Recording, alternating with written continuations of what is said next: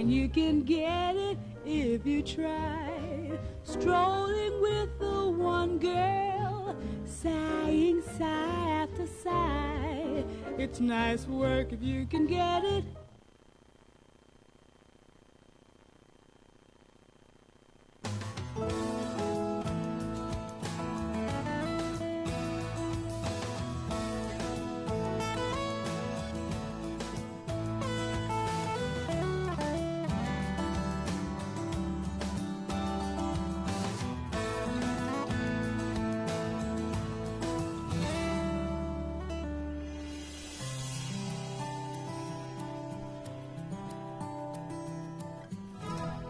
Good evening. I call to order the Lakewood City Council Studies Session of Lakewood, Colorado on October 3rd, 2016 at 7 p.m.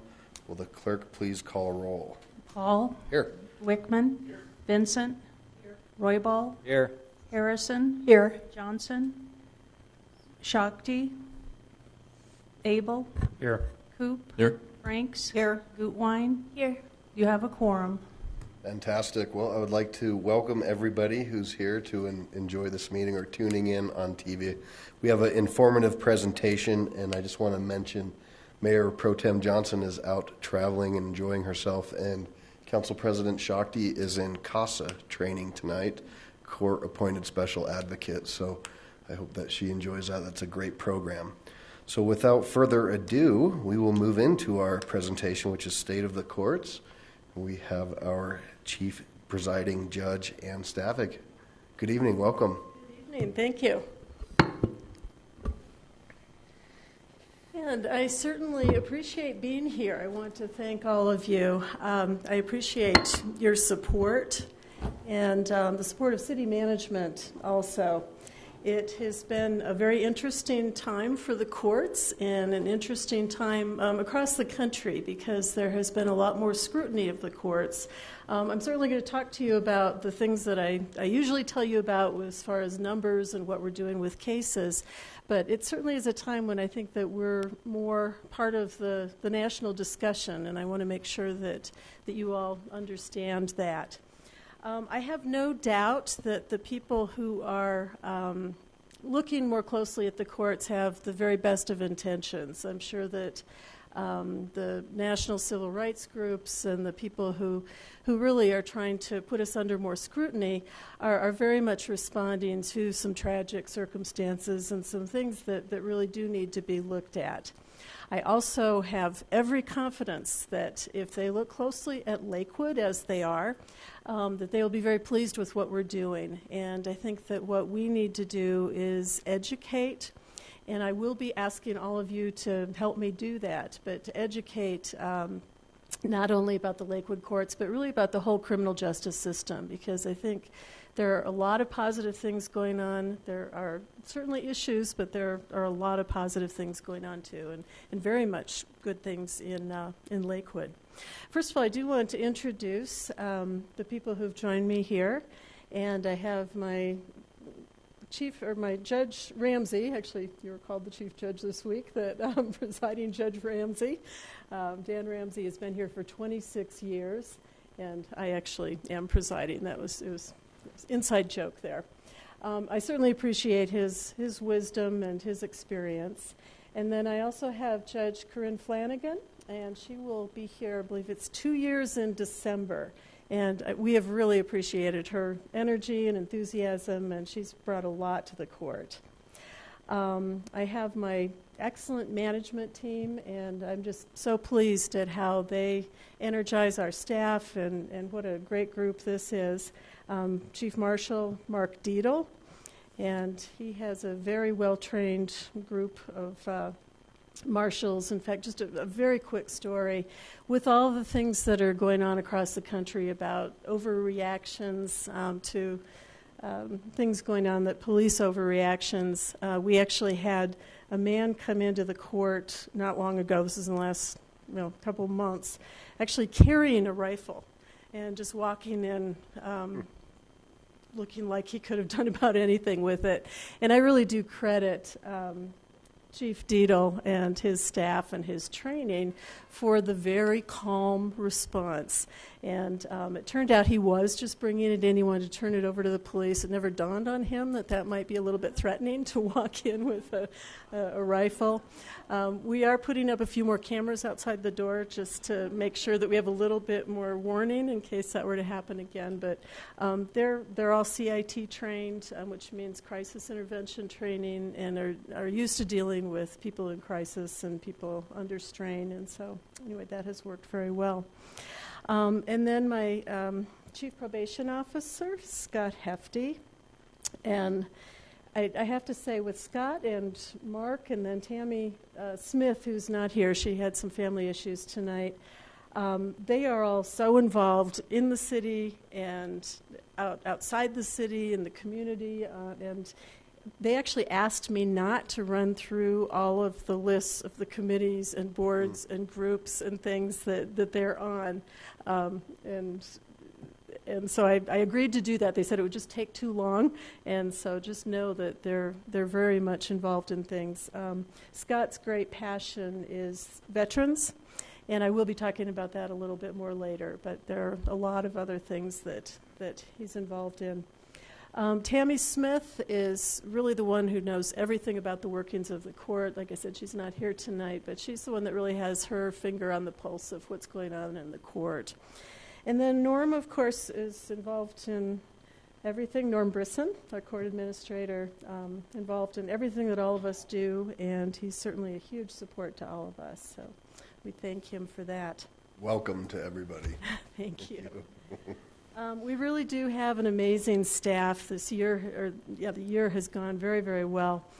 We've had very little turnover. I think one person is leaving because she just had her third baby and wants to stay home to be a mom. But other than that, it's been a very stable, experienced staff. We also are relying very much on interns and volunteers, which is great because we're getting free work out of them, and it's actually really good for them because they're getting wonderful experience. In fact, 6 out of our paid staff actually started as unpaid interns. And so it's really a way for us to try them out and for them to try out what we're doing. And so it's actually worked very well. We have right now 6 college interns, 4 high school interns, and then 5 volunteers. As I said, there is a lot of scrutiny right now, and it's coming from civil rights groups and then others as well. And I just wanted to let you know that we know this is there because we have the records requests asking for a lot of our court records. We're seeing legislation coming through. It's popping up on the media. And then we're also having observers in the court. And this is where I am very proud because even though the idea is that they're coming in to look for things that are wrong, we have consistently gotten the message back that Lakewood is doing really well and that we actually could be a model for other courts. And so I feel very good about that. We're working with the other courts around the state to try to get consistent standards and try to make sure that the procedures that we do have are really fair. And I think, as I've told you before, I think that the scrutiny can be valuable. I think there's nothing wrong with being able to take a look at ourselves and see if there are ways that we can improve. And it's nice that we have some groups, the state, Colorado Municipal Judges Association. I'm actually the president of that this year, and that group is working very hard to set some standards and procedures. We also have our employee Joe Donaldson, who is the president of what's called CAMPCA, which is the Colorado Court Administrators Association. And so we're both very much involved in leaders in those groups, and they're the ones that are really looking at practices and making sure that we're doing a good job.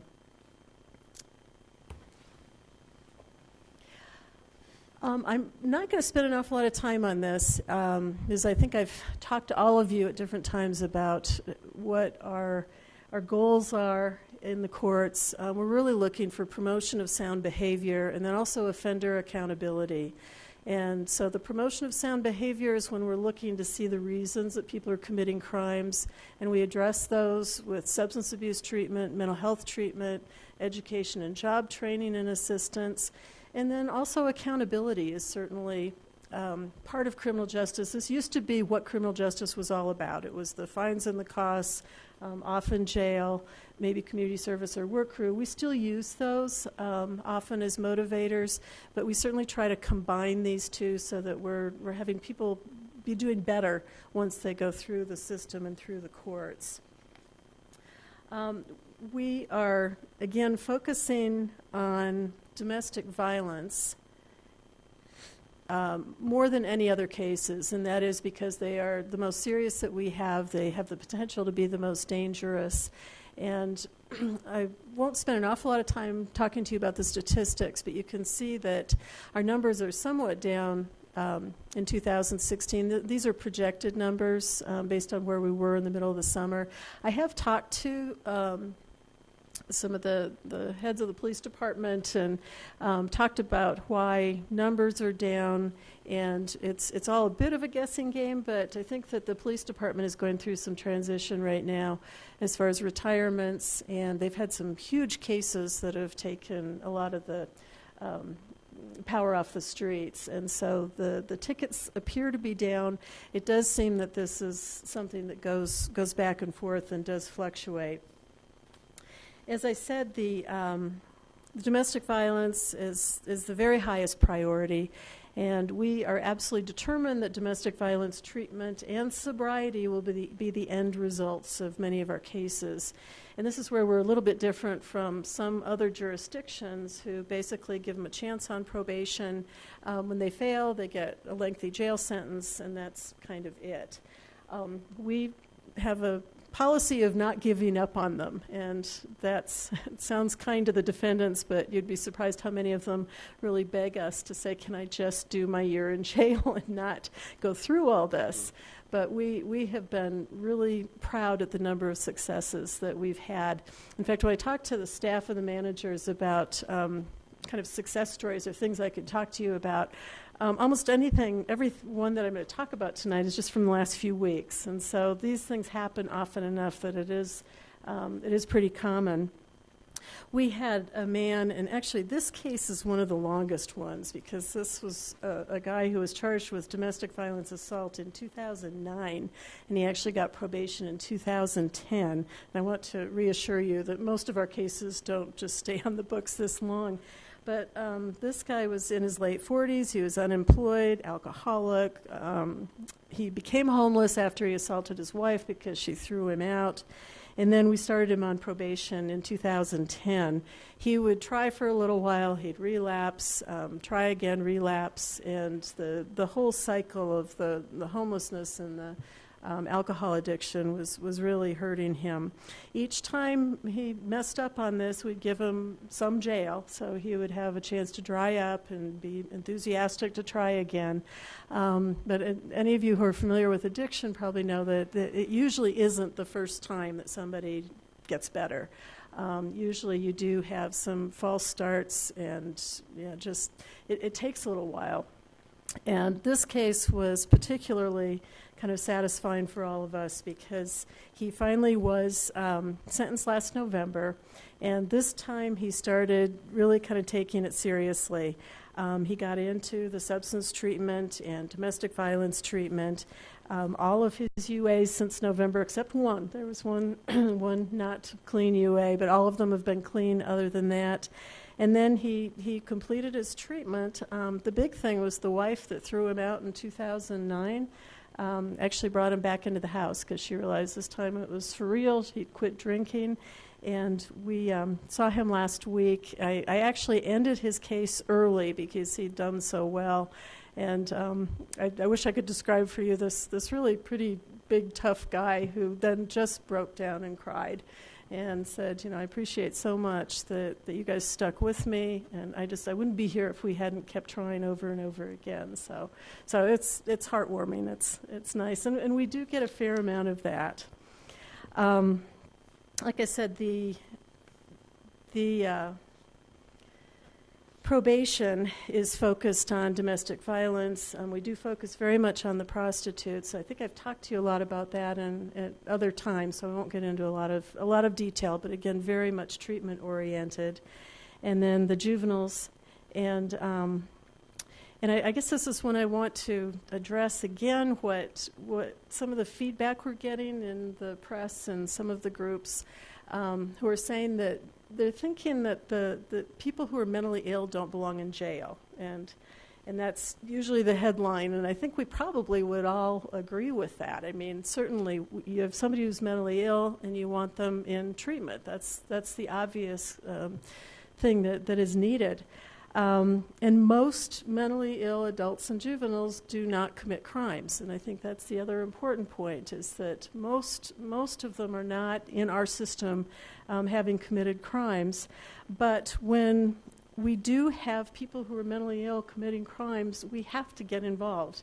And I think this is one area where there's a fair amount of pressure to stop the criminal justice system from dealing with people who are mentally ill in ways that we would treat other criminals or other people who are committing criminal acts.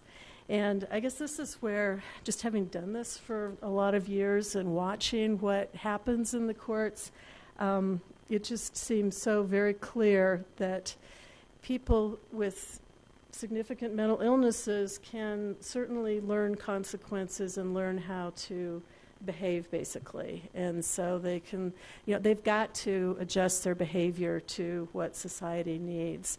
And so I guess that I'm very much in the camp of thinking that with consequences and the treatment that is, of course, absolutely critical, that it's not such a horrible place for people to be. And so I know there's an awful lot of reaction to those headlines, and in theory we all agree to it, but I think that it's important for us to have consequences. And again, another case that we've had just in the last few weeks is a woman who, again, she was domestic violence assault, a shoplifter. She'd had protection order violations. She actually even had some traffic cases. And this is often the case, too, that they usually aren't there on just one case when they're this serious. We'll have 4 or 5. In 2015, probation started supervision. She had been getting into physical, verbal fights with the father of her children. She had an opiate addiction, which was very serious. She'd been evicted from her home. She was lucky enough to have parents that let her move in with them. But she suffered from mental health and mood disorders. She went into the criminal justice program with the Jefferson Center for Mental Health, and they really worked on moods, her addiction, motivation, accountability. And probation did some just really simple things. This is what I love about how creative they are. We try to encourage them to try stuff out. But we're starting to give out calendars, and she needed to have a calendar, which she hadn't had before, just to keep track of all of her appointments and court dates and the different things that she just wasn't able to do. And something that simple made a big difference with her. She actually, as she went through her DV treatment, ended up getting pregnant again and decided that she needed to, she was encouraged to get into residential treatment.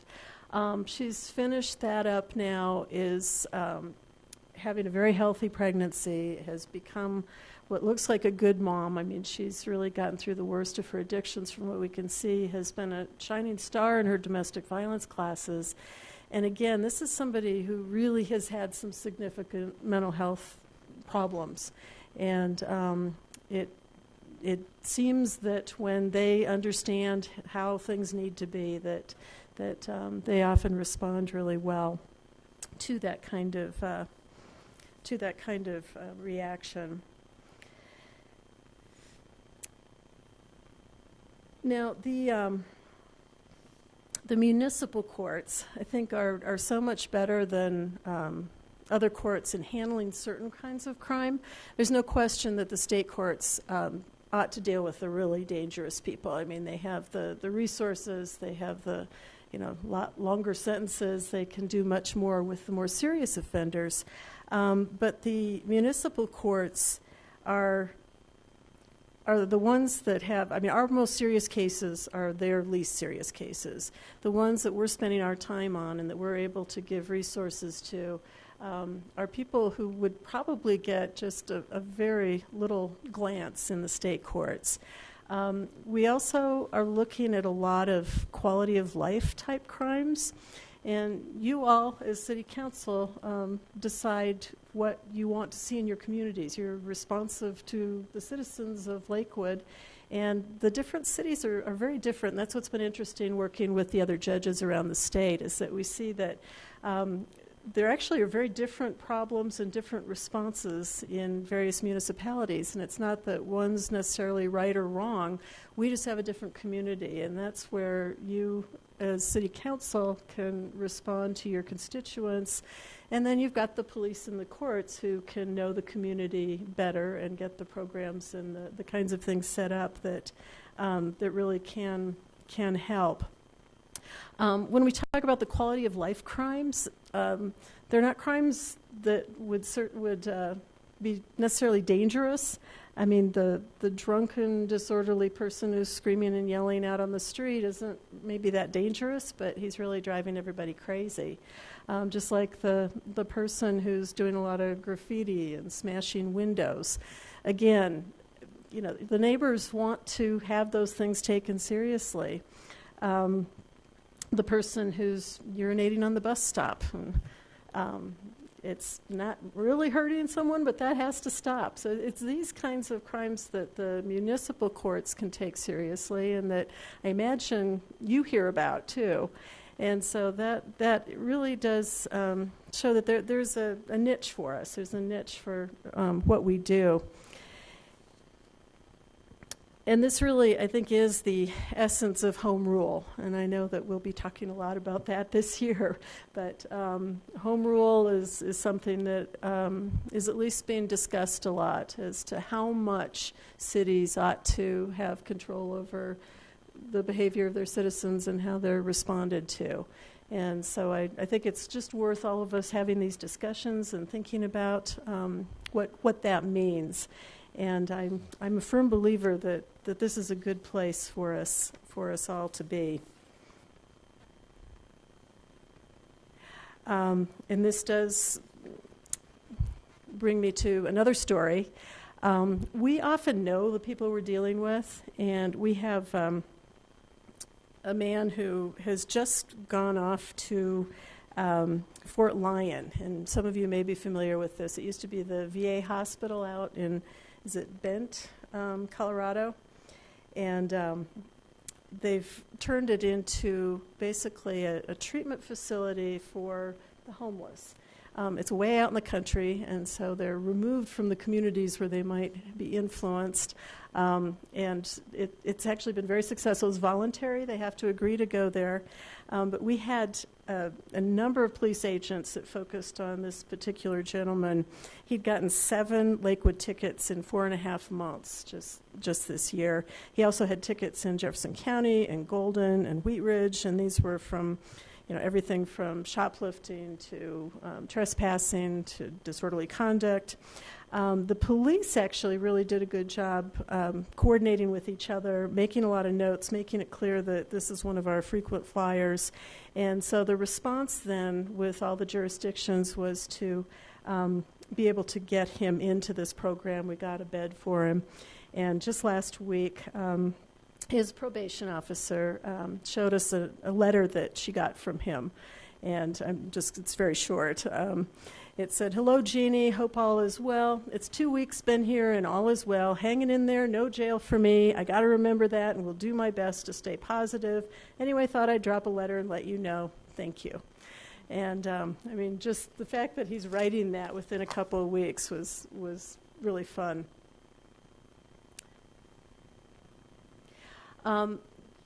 These charts I've shown you before, and they basically break down what we do. The adult penal cases, the domestic violence cases, and the juvenile, as I've said, are the ones we spend our time on. We spend very little time on the traffic offenses and infractions, but this gives you just a little breakdown of what the cases look like.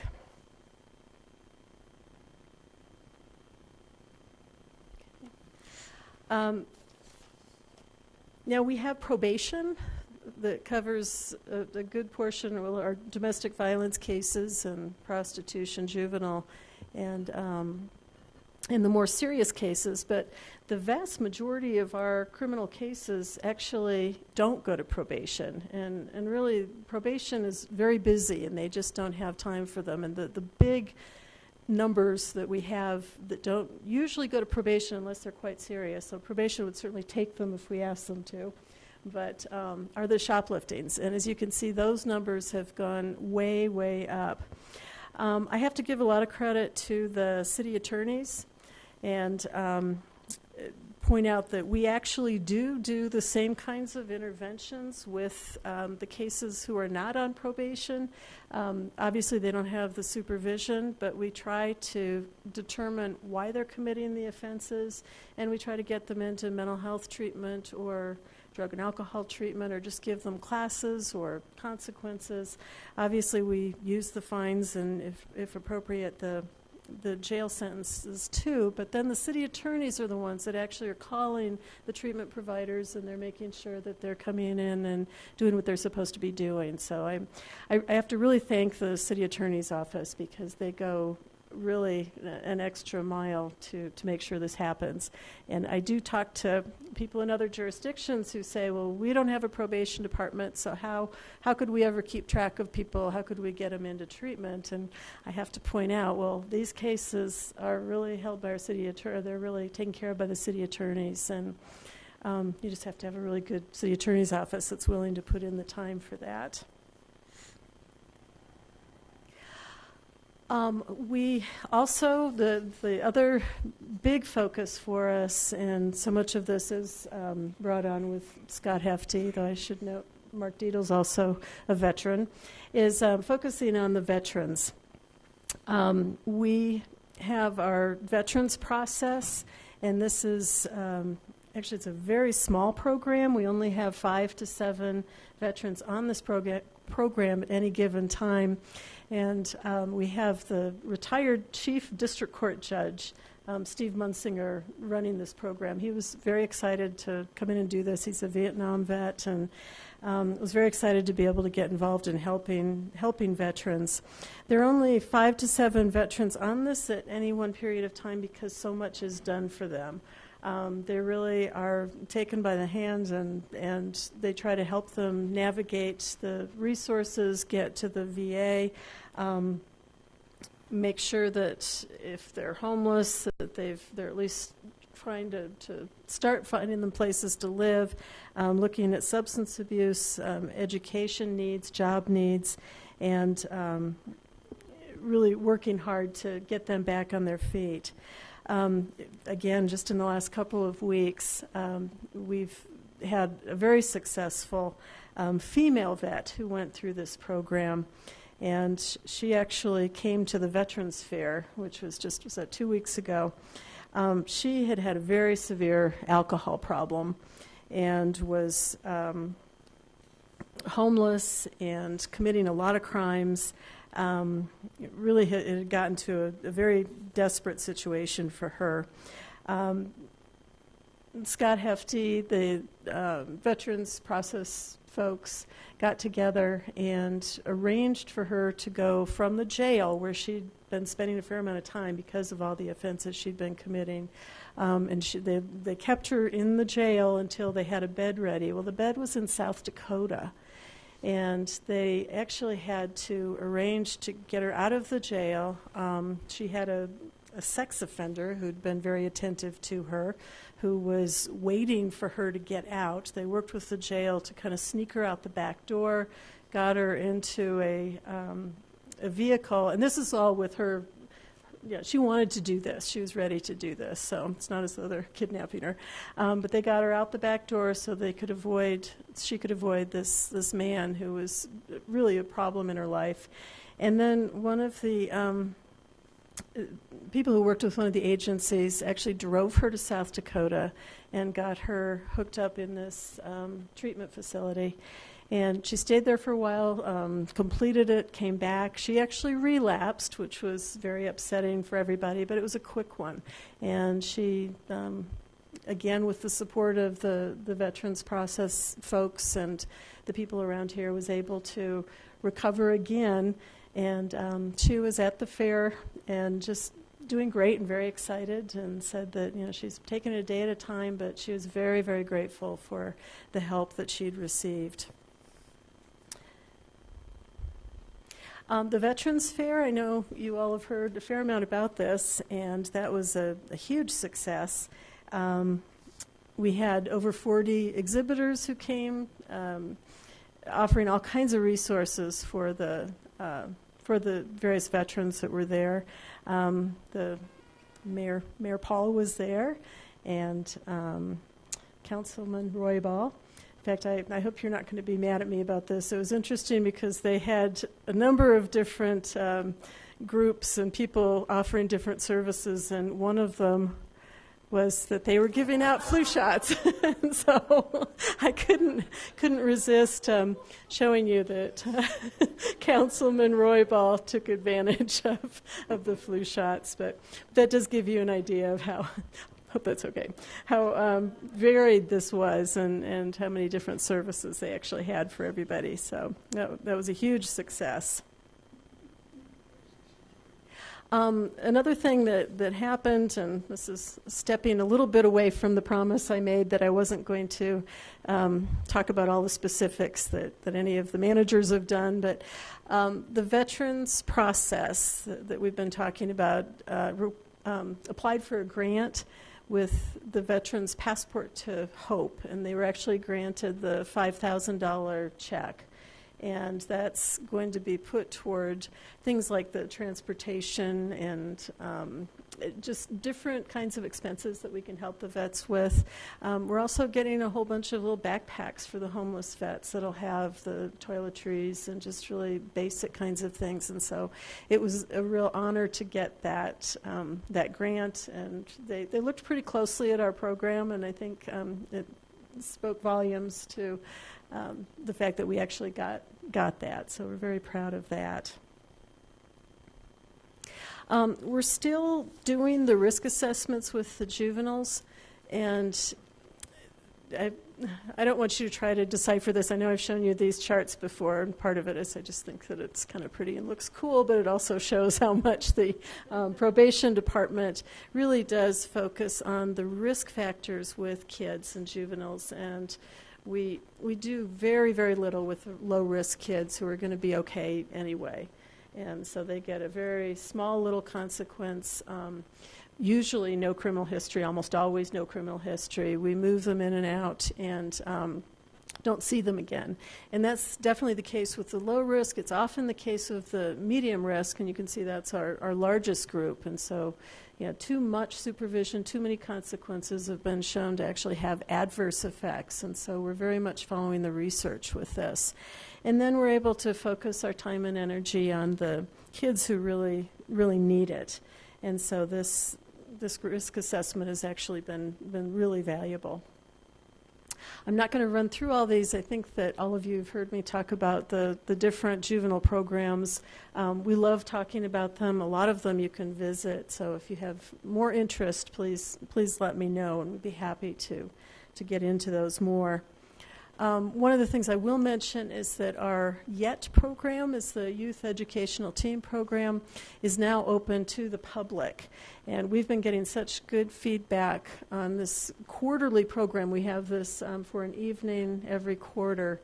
And all the different groups that come and speak and talk to the kids and their parents about the resources, it's just been very effective. And in fact, we hear at the end of these evenings how people just didn't know how many free things there were, how many resources there were. Kids who never thought they could go to college because they dropped out of high school get really encouraged to try that and look at those different options. And so this has been a really fun, successful program. We're still doing a lot with our graffiti cleanup, and I won't run through the numbers, but we've responded to a lot of the city requests for service, and we've also received some nice feedback. In fact, Shane Littleton is the one that runs this program, and he got such a nice note from our 86-year-old citizen who had a bunch of kids come over and clean up a really big mess in her yard. And she just said that it was an unbelievable kind of work that was done, and she felt so good about being respectable again, that her yard looked respectable. But she was really very thankful for the work that Shane had done. They see places like this or hear about them and then turn them into clean-looking places like this. So the other consequence I just want to touch on is our residential work crew. And as we're doing more or less and less of detention for kids, that really has become rare. The beds aren't there for us if we wanted to use it, and we're just finding that we have more success not locking kids up. And the research shows that that's appropriate too. So residential work crew has become really our go-to consequence, and I thought you might like to see a picture of the outdoor lab that they stay in and they clean. And I also want to really thank you, because it's been the city who's approved money so that the kids who are indigent can have help with that $85 fee that covers the whole weekend. And so for a while there, it wasn't a very good consequence, because we just, the kids who really could use this kind of intervention couldn't do it. And so it's you all who made this happen, and that's actually been just a really good amount for us to be able to open it up to anybody who needs it. So that's been very much appreciated. And then the counselors who are up there are really into helping the kids. So even though they work them really hard, there's an awful lot of mentoring and intervention that goes on. And even though it's supposed to be a consequence, the kids often come back and they thought it was pretty cool and pretty fun, and that's okay. I mean, as long as it's positive, then that's all right. I did want to talk a little bit more about what has been going on, and just to give you a heads up on what we're going to be looking at. I think what we're going to be hearing a lot about. Again, it's going to be home rule that'll be discussed, and it really is going to be you all who make some big decisions or have a lot of discussions about what the role of a city ought to be, and what the role of city government ought to be compared to other governmental entities. I do want you to know that we actually have started all this kind of self-examination and kind of a critical way of looking at what we're doing. We started all that well before all this came up, but we do have some new things that are going on. The First Judicial District has a best practices team, and they decided, like a lot of other jurisdictions, that they wanted to look at minority overrepresentation in the criminal justice system. And it's apparently there, but we're collecting the data to confirm that. And then once we're looking at the data, we're trying to figure out at what point are decisions being made that would cause this to happen, and what can we do to basically address the issues. And this is where Judge Flanagan and Chief Deedle have both enthusiastically agreed to be on this committee for the county, and the county asked Lakewood if we would be sort of the guinea pig. And so the police department has also been very involved in this and wanted to make sure that that things were being done right in Lakewood. And so we've had so far over 100 kids fill out a survey that just gives us the basic information that we'll use as data to go forward. So Lakewood is instrumental and kind of the leader in getting that done. We're also starting actually just today to do evaluations, which I always feel like I need to remind you that our clients don't come voluntarily. So this is always makes me a tiny bit nervous, because I think, well, it's not like they're coming to have fun in the courts. But we've actually, the last few years, had really pretty good results. I think 83% so far over the last couple of years have rated their experience in the courts as either good or excellent. And so we always do get a couple that are mad at us, but I figure it's good to be asking the questions. And then sometimes we get really interesting feedback where we can actually respond to issues that we may not have thought about. And we've just started that. I believe it's the third year. We've just started that again today. We are, at the request of the governor's Interstate Compact Office, Lakewood, and I'm on this committee. Lakewood is the municipal court who's going to try to comply with the interstate compact regulations that are nationwide. I won't get into a lot of detail on this. It's actually kind of complicated, but it's the reporting procedures that the states have with one another, so that if a dangerous offender goes from one state to the other, they're supposed to tell the receiving state who this is, what they should be doing with them. And the municipal courts have not been a part of that. Traditionally, there are some difficulties with it, and so we have volunteered to give it a try and to try to work through the procedural difficulties to be a part of that. And so again, if we can work that out, I think that's something else that the rest of the state will probably follow along with.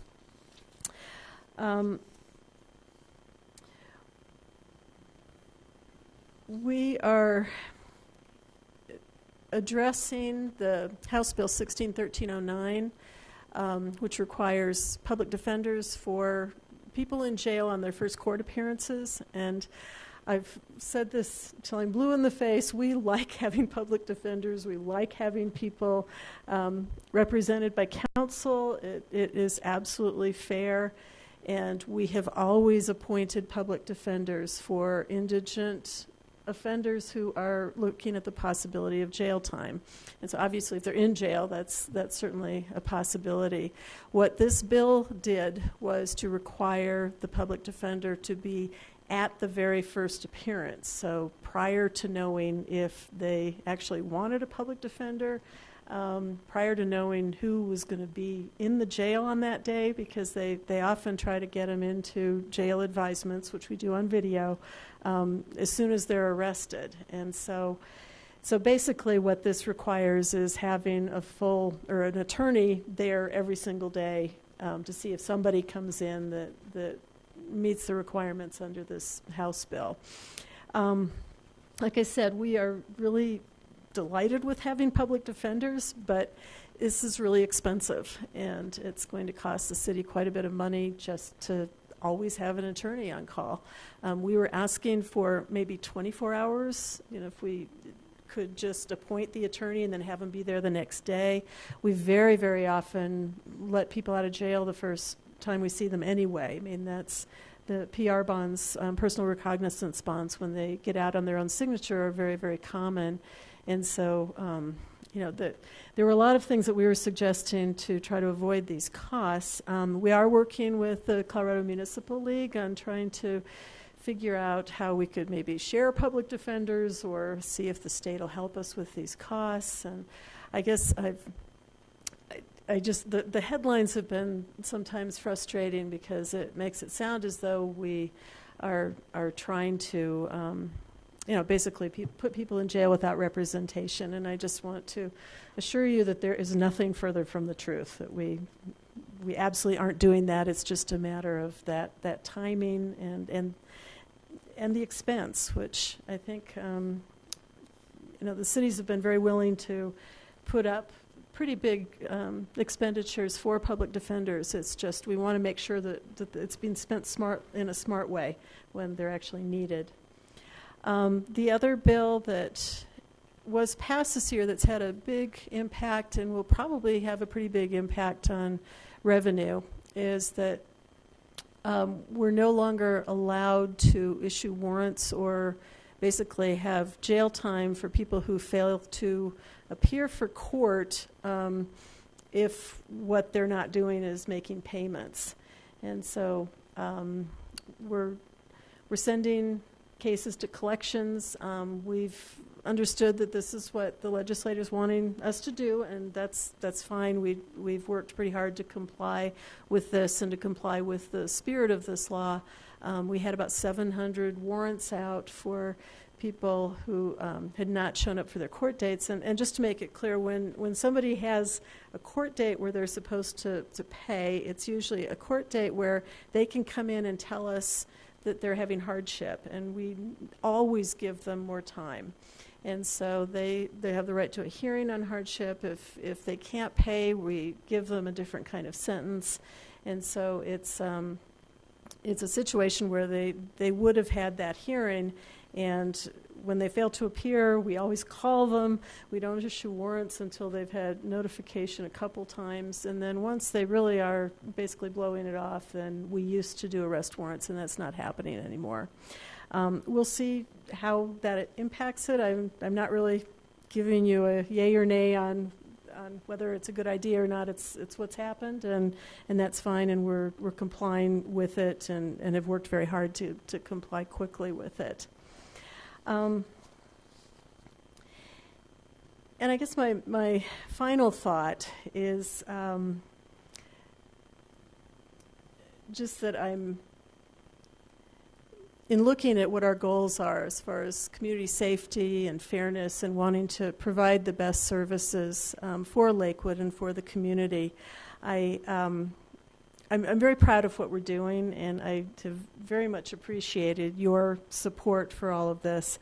We have a lot of freedom to try things at the municipal court level, and our juvenile mental health court was one of the things. I think we were the first municipality in the state to try a juvenile mental health court. That was based on the Sobieski School, which is the Jefferson County School for kids with behavioral issues. Sobieski moved to Wheat Ridge, and so we were thinking, well, we probably won't need that anymore, but as we've looked at the kids who are coming in, we realized, no, we really do need an intensive supervision mental health court for kids. And so now we've opened it up to the other kids, mostly from Lakewood, but who've committed crimes, and so that basically our juvenile mental health court is going strong. It's still full. We always seem to have a few kids that are kind of on the waiting list, waiting to get in, and again, looking at just in the last couple weeks, we had actually this was just last week. We had a little boy who was 10 when he started with us. It just turned 10, in fact, and so was very, very young. He came in with 3 different cases.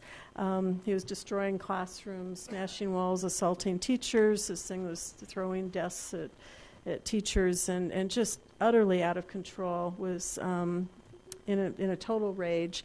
His mom had lost custody over neglect and probably child abuse, so we didn't know that, but when he was just a baby. And then out of the 10 years that he'd been alive, his dad had been in prison for 7 of those. And so just as he came into our court, his dad got out of prison and was on parole and starting to be involved in his life again. He'd been living with his grandmother.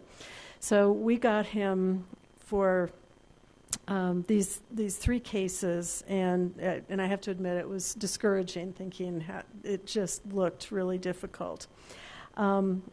We got him into good therapy, and we gave him very, very clear expectations, and okay, you're not to hit people, you can't throw things, and then it turned out that he really responded well to rewards.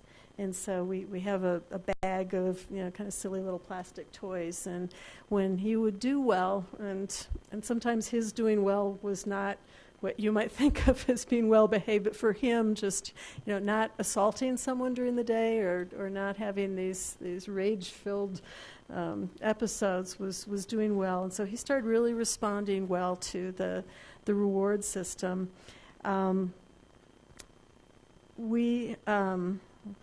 For the last 6 months, have had just great behavior out of him.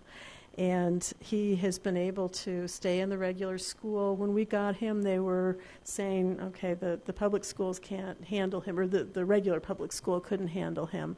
And he's actually been doing so well that his teacher, who I have to give a lot of credit to too, that she was willing to work with us and really try to be consistent with him in all this behavior modification. But he's staying in the school, and he's really proud of himself. And it's been fun because his dad, on parole, has really responded so well to all this too. We had such a happy hearing last week with him getting a certificate and big smiles, and you know, life may not be easy for him, but it looks like he may be able to follow the law in such a way that, you know, that he may be successful. So that was really fun and exciting, and his case is closed. And so I think we're doing a lot of good things, and like I said, I appreciate your support, and I'd certainly welcome any questions you might have. Great. Thank you, Your Honor. Appreciate all that you do and your staff. It's really cool to go out and talk to other communities and hear about, you know, what Lakewood's doing, and a lot of folks look up to us. I would just remind some of the my colleagues up here that the House Bill 1309, we did send a veto request to the governor for that, and we were denied that request, and a lot of the grounds on that was an unfunded mandate by the state of Colorado. So we'll continue to work with that. I know the Judges Association is working with CML, and we're going to see if we can revisit that this year. But that's kind of where that went, and that went fast and furious as well. It was somewhat surprising to see how fast that moved, and we didn't have a lot of luck even with our own legislators here in the city of Lakewood. A couple questions for you. You list other as far as offenses or you know, in your list. So what does other cover? Let's see. And there's not a lot. I think it's like 40 or less. I was going to say we've got a pretty good list of crimes and things. Other would probably be the disorderly conducts and the harassments, resisting arrests, making false reports to police, trespassing. Let's see. There'd be a whole list of them, and so just. They're different crimes that kids tend to do more. We get a lot of disorderly conducts with them, though plenty of adults do get into fights with each other. And so that would be another one. Certainly assaults that aren't domestic violence, obstruction of police officer, failure to obey police officers. So a lot of kind of public order crimes and things like that. And I don't know if the zoning and the dog cases and those, I think those are specifically in there. So Yeah. they wouldn't be the others, so, okay. Yeah. All right. And then shoplifting, that's been an interesting one that we've watched throughout the years. We saw it increase, and I think at one point we thought when the economy was going down, saw that rise, but I guess it could be the same to be said when the economy is doing so well and folks might be priced out. You start to see. Do you have any idea what's pushing that trend or where that's coming from?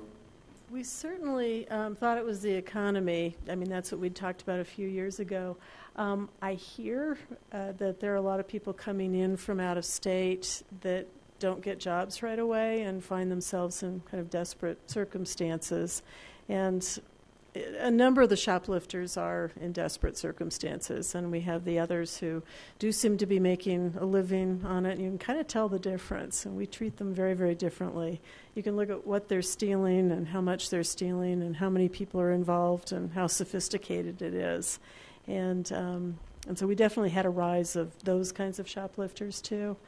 I'd like to think that we treat them in such a strong way in Lakewood that maybe we push them to other jurisdictions, because those are the ones that we tend to send out to the jail if they look like that's their career. So. Then lastly, I would just comment, I mean, you do, people are not there because they want to come to court. And to have 83%, that's pretty telling, so hats off for that. A couple counselors have their lights on. Ms. Franks. Thank you. First, I wanted to thank you guys for the work you do. We know that several of us here were on the legislative committee, and we did all we could to stop some of these unfunded programs. So appreciate you trying so hard. I appreciate your support and help. And actually, we're trying to get ahead of the game this time. We're trying to anticipate, and I'm hoping to be able to come to you with some ideas about what we think is coming. So we'll be talking to you. Well, and I think I know the answer to this, but a couple constituents asked, and so it was mainly about Amendment T, and they wanted to ensure that their vote for yes for Amendment T would not hurt your ability for people. It's the involuntary servitude one, that it wouldn't prevent our municipal court from giving people like work assignments and that type of thing. So do we kind of know where that may shake out for being able to give people like community service work? You know, I have not looked into that at all. I'm going to look over at my, anything about that or how that would impact us. I will need to look into that and get back to you, because I'm not sure. Appreciate that. And then with regards to, could you bring up the comparison slide of the 2012 through 2015? I think. Norm? Do you mind helping me bring up the comparison slide for the various years? How do you do that?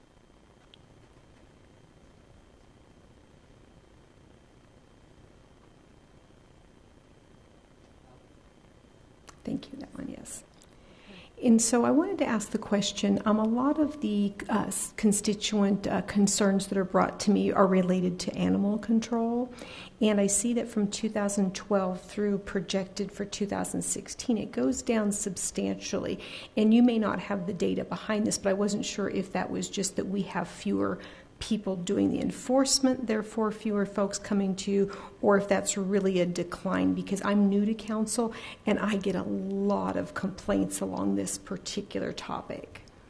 And I'm going to have to get back to you on that. Also, I actually was talking to some members of the police department about all of these statistics, and we talked about that.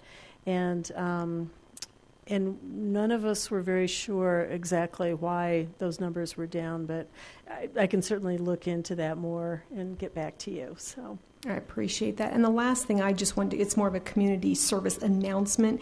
We're seeing a lot of people next door because now people can communicate about every crime. I think it makes it seem like there's this big surge of crime, but I'm talking to everyone out there. Don't leave your purse underneath the seat. If they see you put it in the trunk, I mean, you're just going to be kind of setting yourself up for something. So just be safe out there and make sure that you're keeping your valuables with you or leaving them at home. Thank you. Ms. Hodson. I was just going to mention, Councillor Franks, I can ask the animal control folks to give us some more in-depth information as it relates to some of this data. So we'll do that for you, Judge. Certainly. Ms. Harrison. I just wanted to say hats off to everybody. You guys are doing a really wonderful job. We really appreciate all the work that you do. And one question I had, where do you get all the paint? You paint a lot of graffiti. Is that something that you would like to have donated? Because I don't know.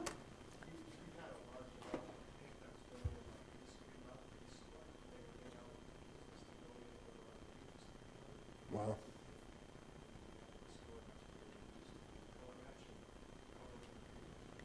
Well, that was exactly the question I was thinking, because of all the different surfaces you have to paint. To have the different colors would be really difficult. So I was hoping that maybe we had a great solution for my garage. All those paint cans I have sitting there. Okay, thank you. thank you. That's not a bad idea, actually. Are there any other questions? All right. Again, thank you very much. Thanks for everything that you do to the team here. I mean, it's a tough job day in and day out, so we appreciate it. Well, I really appreciate it, and appreciate all your support, too. So, all right. Thank you. Thank you. That is all that we have, so we will go into reports, and I'll just start. was able to attend the 70th anniversary of Rockley Music on West Colfax Friday night, and that was a really cool event. And I mean, just to celebrate anything in the city of Lakewood that's 70 years old, that's pretty fantastic considering they were here a long time before we were the city of. So hats off to the Rockley family and all they do. And a cool thing that I learned is they have a Rockley Family Foundation, and since 2009 they've given away over $20 million in instruments and scholarships and things like that to the music community. So just a great community partner, thrilled to have them. First Friday, this Friday in 40 West, come out. There'll be a lot of activities going on, a lot of different places, and should be fun. And I think this is the last coordinated one of the year as we start to maybe see some snow roll our way. I said it. And then council received these, which is really cool, and that is an update on signal timing. And we've talked about this in the past, but periodically we try to work with our partners at Dr. Cog and do all of our main thoroughfares and time the lights. So this one went from Colfax to Hamden, and the performance measures the vehicle travel time daily reduction 1,882 hours, fuel consumption daily 1,479 gallons, time and fuel costs about $45,000 a day, and it goes into a couple other metrics. So Is that on Sheridan? that was on Sheridan. Yep. And so some of those peak times that they've cut are pretty dramatic, almost 4 minutes in morning peak, over 4 minutes in the evening peak. And then the number of stops they've changed in the morning from 11.7 to 5.5, in the evening 14 to 7. So something that's never done. When they calibrate these, then normally they sometimes put other thoroughfares out of whack. And so they're constantly trying to do that. But that is all I have, and I'll let other folks maybe talk about this great event we had called Cider Days, which was a lot of fun as well. I'll start all the way down there with Miss Gutwein. Oh, I was going to say no report. So I'll also let someone else talk about Cider Days. Thank you. Ms. Franks. Well, I went to Cider Days on Sunday with my husband, and it was wonderful. The line was long, but it was encouraging to see. Bought a lot of really cool stuff to support our vendors, so that was really nice. So I really enjoyed it. Did want to announce that we have our Ward 4 meeting this Saturday. It's from 9:30 to 11 at the Green Mountain Presbyterian Church, and this particular meeting is our candidates forum, and I'll let Councilor Wickman fill in some of the details on that, but we're real excited about that, so we look forward to seeing you. Mr. Coop? You're not going to tell us about apple pie eating or anything? Okay. Mr. Abel? No report. Ms. Harrison? I just wanted to say, only in Lakewood do you see a traffic jam as a result of geese crossing the street. It makes me proud to know we really take care of our animals. Thank you. No Mr. report. Ripple.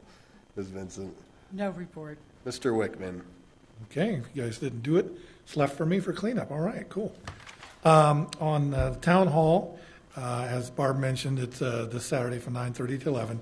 We're going to have the candidates for county commissioner, so it'll be 4 of those. Then the 2 candidates for state representative, so a grand total of 6. And in the interest of keeping it logical and sane, if you have questions for the candidates, if you can please, by the way, everyone's invited, of course. If you have some questions for the candidates, if you can please submit them to me ahead of time. I'll try to translate them into English and try not to advocate. On announcements, coming up next weekend, Saturday, October 8th and Sunday, October 9th, is the city's annual free cleanup day, in which you can bring down your large items and stuff that the trash ordinarily won't take. It includes some electronic items as well, which is always difficult to move. There's a big old long list of things that you can and can't bring, but check it out on the website. But that is from 8 a.m. in the morning until 2 p.m. in the afternoon. And the location of that is at the Jeffco Stadium, which is at 6th and Kipling. So like I said, check out the details. And then final thing, on a sad note, I'd like to say one of the giants of our community passed away. I live in the Green Mountain Estates area, and our community association is a GMCA that some of you are aware of. And a longtime board member passed away recently. For those of us who are familiar with Warren Howard, he has a big white beard, big white hair, and he looks like a dead ringer for Santa. And every year he is Santa. Well, I'm sad to announce that he did pass away last week. He was on a church trip to Italy, visiting Rome, and in the process he fell down the steps there at the Forum or something like that, and anyway, he passed away. So we're sorry to see Warren go. Thanks for sharing that, Counselor. I did not know. That's terrible. Ms. Greer? Ms. Hodson? Yes, thank you. One quick thing. I'm sad to hear that. Yeah. Gosh, he's my neighbor. Yeah. So the police chief recruitment is closed. It closed just a couple of days ago. We've got some good applicants. I met with the executive recruiter today, and we're finishing the process. So I'm really excited about it, and I'll have some more information upcoming for you. So finally closed. It felt like it was open for a long time. So I'm excited about that. Thank you. Thank you. Anything else for the good of the order? Agent Hunt, thank you for taking care of us tonight. We are adjourned at 8:04 p.m. Thank you. Baby, it's cold outside.